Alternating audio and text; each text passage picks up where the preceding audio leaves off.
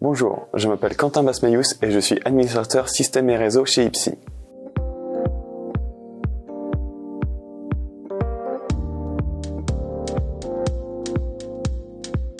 Avec la numérisation des données, nous avons de plus en plus besoin de stockage. Les disques durs sont donc devenus très performants en termes de capacité et de rapidité.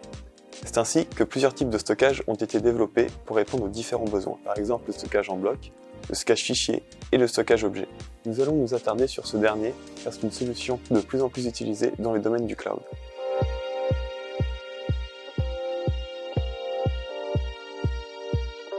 Le stockage objet est un moyen qui permet de gérer et de manipuler le stockage des données en tant qu'entité unique appelée objet.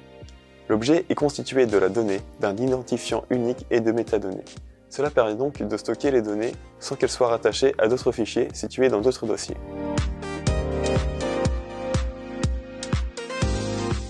Comme dit précédemment, les données stockées sont décomposées en plusieurs parties distinctes appelées objets. Elles sont conservées dans un référentiel grâce à un identifiant unique de manière non hiérarchique, contrairement au stockage fichier et bloc. En effet, le stockage fichier hiérarchise les données comme on range un dossier, et le stockage bloc divise un fichier en plusieurs blocs et le stocke séparément.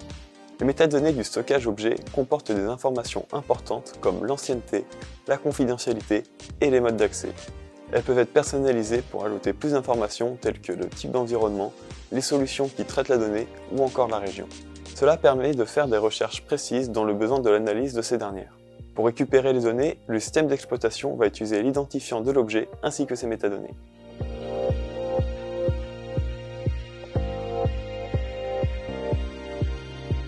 Plusieurs fournisseurs proposent un service de stockage objet comme Amazon avec Amazon S3 ou Blob Azure chez Microsoft. Le stockage objet est utilisé de différentes manières, par exemple pour le dépôt de sauvegarde sous forme d'archives ou en tant que lac de données pour des analyses de big data.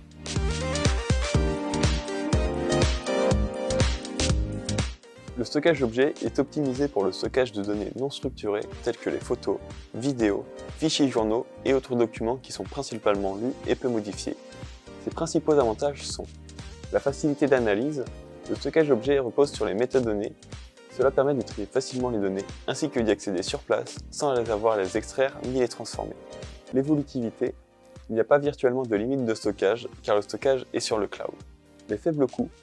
Ce type de stockage est moins coûteux que le stockage bloc et fichier. On ne paye que ce qu'on utilise et non une quantité de stockage réservée.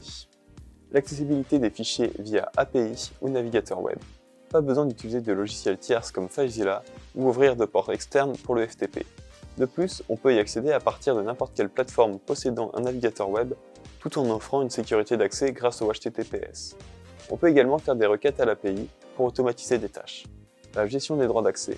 La mise en place de règles d'accès permet d'instaurer de la confidentialité et de protéger les données sensibles.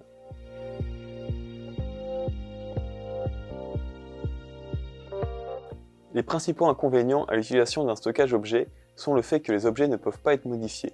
Si un objet venait à être modifié, l'ancienne version serait supprimée pour être remplacée par la nouvelle, à moins d'activer le versionning. Aussi, le stockage objet n'est pas adapté aux bases de données puisque le processus de création est lent et les bases de données traditionnelles ne prennent pas en compte les requêtes API.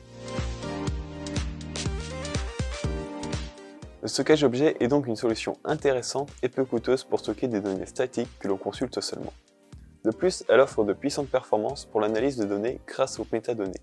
N'hésitez pas à l'utiliser dans votre quotidien, cela vous facilitera la gestion de vos fichiers.